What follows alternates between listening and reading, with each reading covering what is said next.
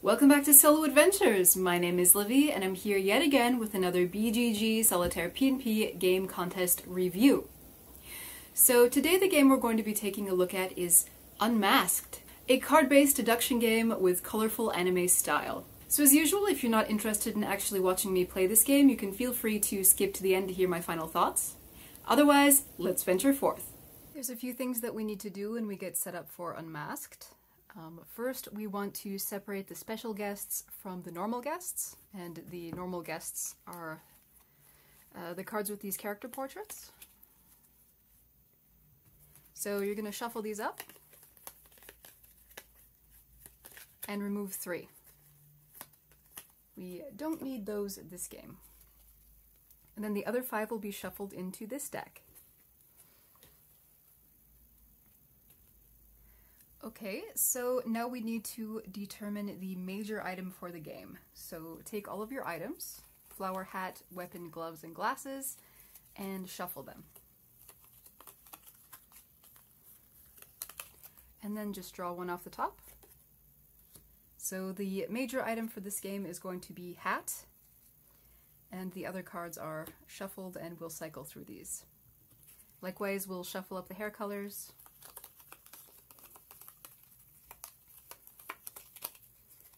So our starting hour's hair color will be blonde, and then the dress colors. And our starting dress color is gold. Now you want to go to your clue cards deck, and they're the ones with these black backs. After you shuffle these, you want to draw 2. These will be the guilty parties. So we're going to slide our little cover cards down under here,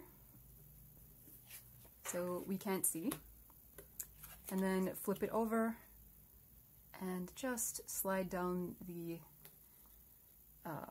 top line for the clues.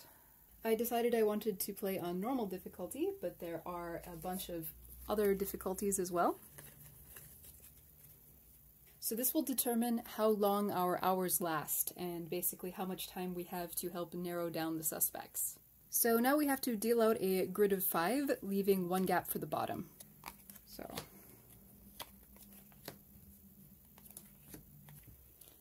and I apologize that I can't scoot my camera back any farther, so these bottom ones might be a bit tricky.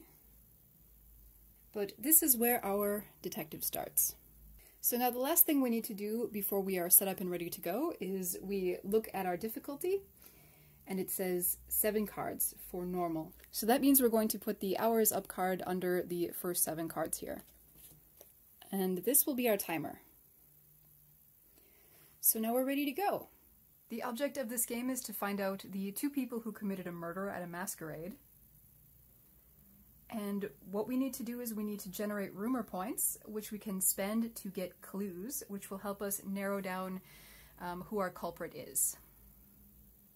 So I think I'm just going to start playing because it's a little bit easier to explain that way. So right now we have no rumor points, but we need 12 in order to buy one of these clues. So in order to get rumor points, we need to find couples on the dance floor and score points that way. So we see over here on the scoring card that if the people we talk to are blonde, you get +2 or +5 if they are both blonde. For this round, you can get a +1 or a +3 if they have a weapon. The hat is the special item in this game. You only score if both of the hat is the special item for this game. You only score if both of them have a hat, and the color of the dress will multiply your score by 2 if it matches up with the woman in the party. So our detective can move up to 3 adjacent spaces per round, and as we do that, we have to slide our cards around. So let's see if we can find a good high-scoring pair here. So since I'm playing for the camera and I don't want to have too much analysis paralysis, I'm probably going to make some suboptimal decisions here, but I'm just demonstrating how the game is played. Normally I spend a long time really thinking about how to rearrange the cards to make an optimal match, but now I just want to go through this quickly, so I might not get the highest of scores.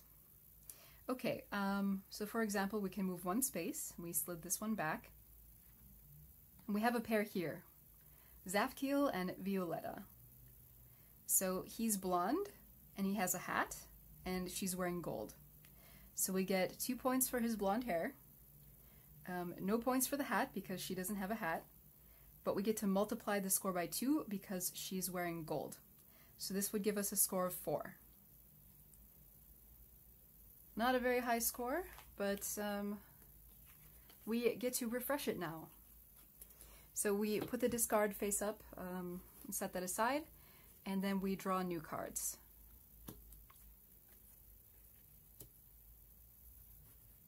So let's go 1, 2, and 3. So if we find ourselves in a situation like this, where the lady might be wearing gold, but we don't actually have anything here that can score us any points, because we only get points if both of them have a hat, but we've finished our moves for the turn, then we just have to discard any pair of cards that are adjacent to us. Ooh, but I do see a match over here. Never mind, I spoke too soon. So we have 2 hats and 1 weapon. So that's 5 and 6. So 6 points, we have 10.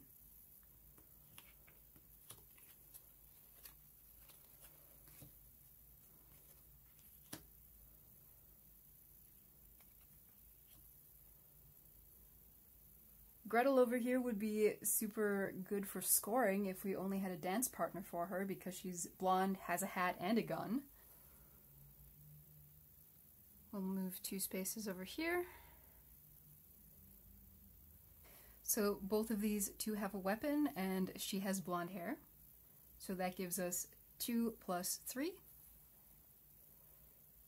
And a total of 5 points.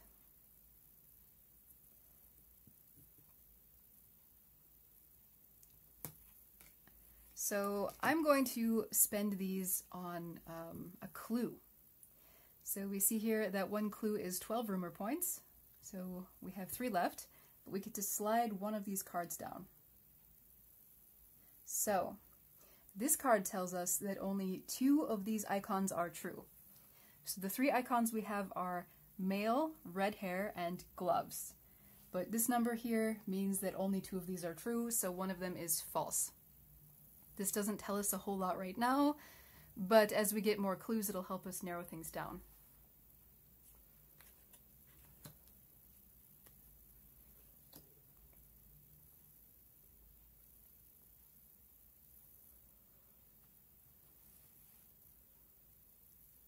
So let's go 1, 2, 3. So we find ourselves next to a special guest, a dancer. It says here, discard if adjacent to your detective when you gossip. After drawing replacements, you can exchange any 2 guests that are adjacent to each other. So this is very useful. Also, with the special guests, we refresh this card by drawing off the bottom, so this doesn't put us any closer to being at the end of the hour, which is a good thing. So let's gossip. This isn't going to score too highly here, because we just have matching hats, and so that's 5 points. But we can discard her.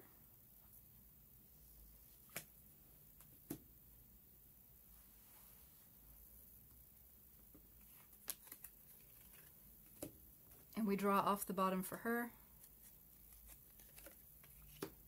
and off the top for these 2. Ooh! Here we have the card that tells us the hour is up. So it says set aside until the end of the turn. If this is the first or second time it's drawn, you follow a procedure. But we do get to play until the end of this turn.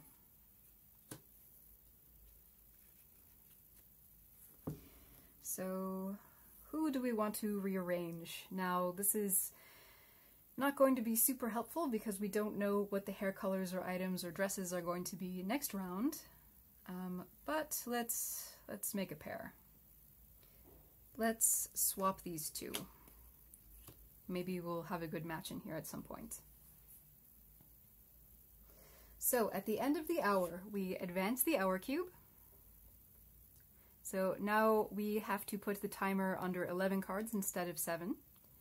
Shuffle the discard and place it beneath the deck, and then you reveal the next items and characteristics. So, should we shuffle this? And we put the hours up under the top 11 cards, and let's see what's next for us. So it's dark, flower, and purple dress. Okay, we don't have a lot of clues, so let's get cracking. So let's try using the copycat just to show you how it works. So it says, copy the hair and items of the male chosen for gossip except for another copycat. So that means that she can have dark hair, glasses, and a flower. So in this case, this pairing will score 8 points. So we're up to 16. Copycat is discarded, but we replace her with a card from the bottom.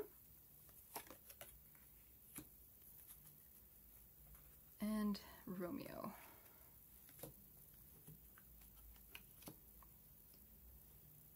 Let's buy a clue. So we'll be down to 3. And now we know. Okay, so the 3 icons are female, dark, or blonde, but only one of these is true. So is there anything that we can tell about our suspect from what we know already? Nothing quite yet, but of course we know that it can't be a female with dark or blonde hair, because that wouldn't be possible. So we have 2 dark, plus 5, and then times 2 for the purple dress, so 10. And we're up to 13. Let's buy another clue.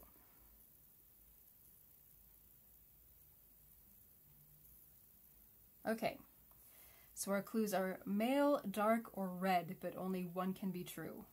So based on the clues that I've got here, I could make the thought that maybe our culprit is a female with red hair and gloves. Not entirely sure, we only have 3 clues, but I can write it down here. Female with red hair and gloves.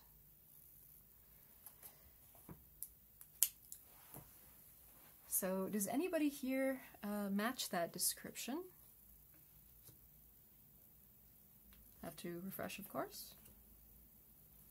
Angel over here might be one of our suspects. So let's try to make our way over here so we can put her in the suspects pile. So we can keep her for later if we decide she's the guilty one. So let's go 1, 2. These pair are worth 3 points.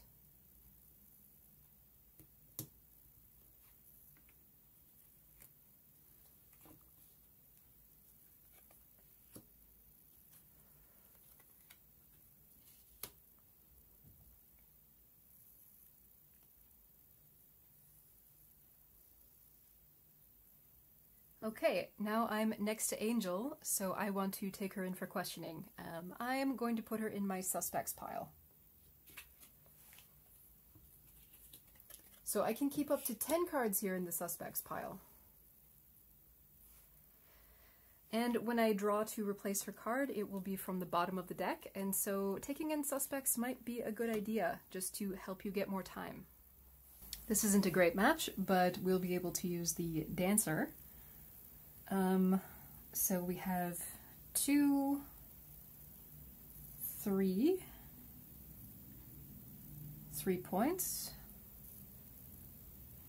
and we can discard this one, draw off the bottom, and trade these 2. And now we can switch any 2 cards that we have here. Let's swap these 2.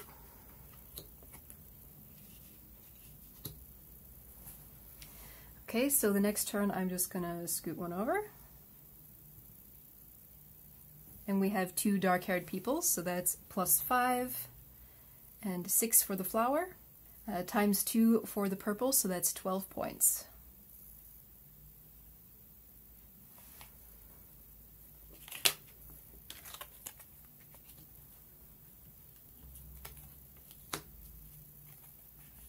Let's buy another clue. So 2 of these are true. Male, red glove hat. So if we were correct in thinking before that it was a female with red hair and gloves, then that would also mean that she has a hat. So following this logic, our suspect is female with red hair, gloves, and a hat. Does anybody here match that description? Nope. But we can buy clues for the second suspect too. And that cost 13 points.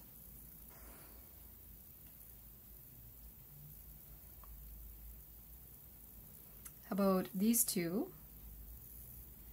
It's 2 and 5. So times 2 is 14.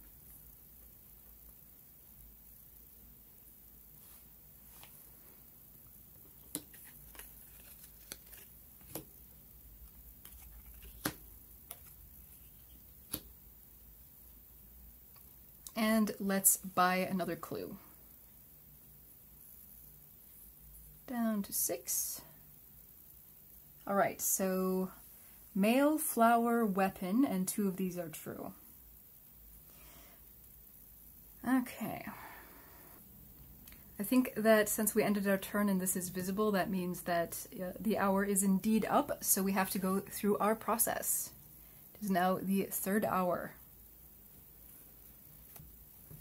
So we shuffle our discard, and now we set the timer to 13 cards. Okay.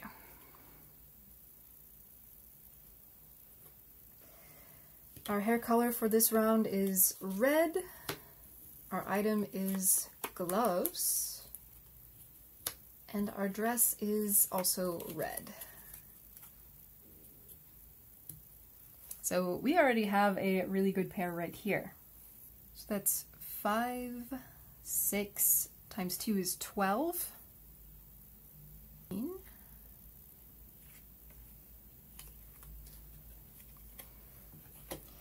But now clues are going to be a bit more expensive. They're going to cost 15 points each. So we'll go down to 3 points and reveal another clue. So only one of these is true. Female, dark, or blonde hair.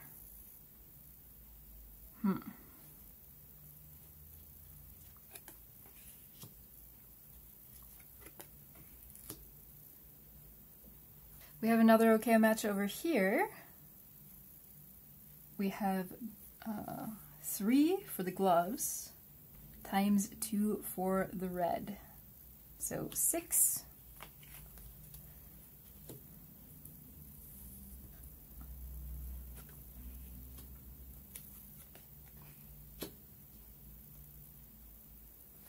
We'll go down 1.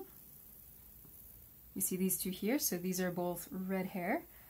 So that's 5 and 6 for the gloves.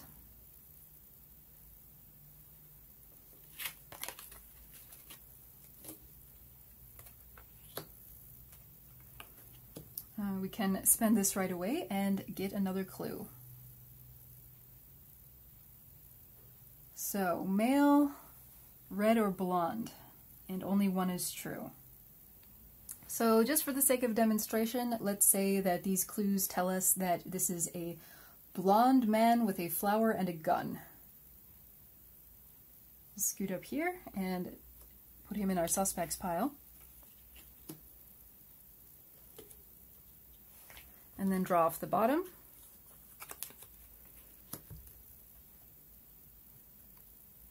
Seven points for these 2.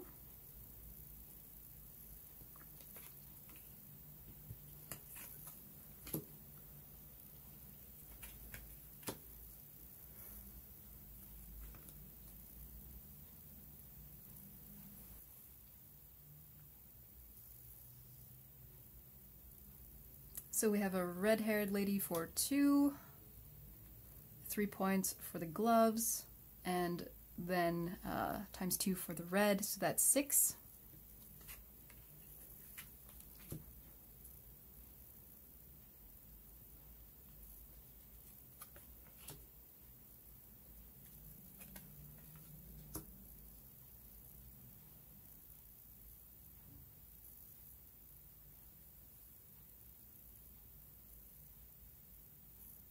Five for the hat, 6 for the gloves, and times 2, so that's 12.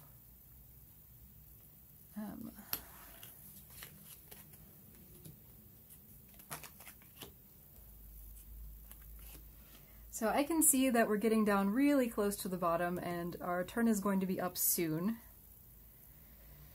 So we have to start making some decisions, because if our turn is over by the 3rd hour and we don't have our culprits, then we automatically lose.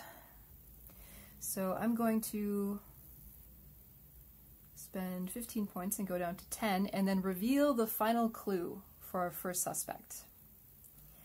So female, dark red, or glasses. 3 of them are true. Maybe I was wrong about the hat, because 3 of these have to be true, but I still think it's a red-haired female, and I guess now she has glasses. Once we have revealed the 5th clue on either of the cards, we change this card over. Now it says, side B, you may accuse guests from this card paying no RP. So I can accuse either of these for free, basically. But I know it's not Angel now. So just for the sake of trying this out, let's say that we accuse Raphael. We're going to immediately end the game if we're wrong. So let's scoot this down. I was wrong! It was a female with red hair and a flower and a gun. So yeah, that was pretty far off. I don't know who that actually is. And since we lose, let's just peek. A female with red hair and gloves and glasses. So I did have that one. I had that one correct. And it turns out that our second culprit was right here, right under our nose. So the 2 guilty parties are Queen and Elizabeth. So yeah. So they managed to get away with their crime, and we have lost. So in any case, let's talk about this game. So as usual, let's start by talking about the build. So Unmasked is a pretty simple build, but there are a lot of cards that you will have to make. There are 50 guest cards, which is quite a lot. And in addition, there are also 50 clue cards. So altogether, you have 2 very big fat stacks of cards. And then along with that, you also need to have the item cards and the score tracker. So you're going to have to do a fair amount of work to get these decks made. And while I do highly recommend that you make this game in full, lovely, beautiful color, if you can, it will take a rather decent amount of ink. I believe that there is a low ink version available, but of course I think a lot of the appeal of this game comes in its very vibrant art style. So that's really the most obvious thing when we first look at this game, is it's just exploding with color. I can tell that whoever the artist is, they clearly are huge fans of Persona, or at least the Persona aesthetic, because these cards look like they could be taken straight out of Persona 4 or 5. Everything from the font to just these crazy patterns in the background, the over-the-top characters, the masquerade masks. There's so much here that I can tell was taken straight from Persona. There is so much that was taken from the aesthetic of Persona, and I'm totally cool with that because I think those games are wonderful. In fact, for maximum effect while playing this game, I would look up the soundtrack for Persona 4 or Persona 5 and maybe play that in the background.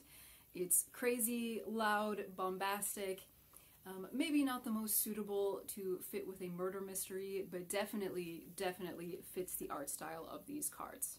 And that's maybe one of my first points of criticism for this game, is that As beautiful and colorful and lovely and cartoony as these cards are, you are still solving a murder. Now, I'm not entirely sure why it had to be a murder. I know that murders are the typical mystery that you need to solve in deduction games, but I wonder if it almost wouldn't have been better and made more sense with the aesthetic if there was some kind of maybe a jewel heist going on. Like maybe there was a countess who had her diamond ring stolen and you have to find out who the culprits are. Maybe that would have lent kind of a lighter-hearted vibe to match with these beautiful rainbow cards. But that's just my personal opinion, and there's really nothing wrong with the way the mystery is right now. So as I said, there are 50 guests and there are 50 clues, so that means that it is possible for each and every guest to be one of the murderers. I realize it probably took a lot of work to make a clue card for every guest, but well, the amount of work that went into this game from a visual perspective is just astounding. Each and every portrait of the guests is different. They all have different names, they all have really distinct personalities, and the wonderful thing is you can tell that they were made specifically for this game. Each of the guests has either their item, their glove, their flower, their glasses, the color of dress that they're supposed to be wearing. Everything matches up so perfectly that it can't be a coincidence. There was definitely somebody who put a lot of love into making the artwork for this game, and it shows. You might not be the biggest anime or manga fan, but I think that regardless, that people should probably find a lot of these characters really endearing, really full of personality, and in general just really fun. And I appreciate that they look so different from one another because it helps keep them separate in your mind. It's going to take a couple of plays before you can remember the characteristics of every character, like, oh, which one has the dark hair, the hat, and the gloves. So after a few times you might start thinking, oh, it was Carmen who had the hat and the flowers and something like that. I think I just saw her before. So that'll definitely help you with the higher levels of play for this game. And this game does have higher levels of difficulty. It goes everywhere from beginner to expert, and I think that the expert games would be really, really hard. As it is, the beginner game isn't exactly easy, and so I think that lack of a challenge is not going to be a problem with this game. So it's obvious that I like the art and how this game looks, but how does it play? In my opinion, really well. So there's kind of two levels of gameplay happening here. You of course have the deduction that goes on by narrowing down your suspects based on the clues that are displayed. But then you have maybe the part of the game that you spend the most time doing, which is trying to make matches. And I enjoy this. The feeling of moving around the ballroom and the way that your detective kind of slides the cards back and forth really gives you the feeling of one of those slide picture puzzles. If you think ahead of time and you really think about the way that your detective is going to be moving, it's possible to set up some really excellent combinations that will score you high points in the future. So what is my verdict on this game? Well, I do think that this game is maybe not for everyone.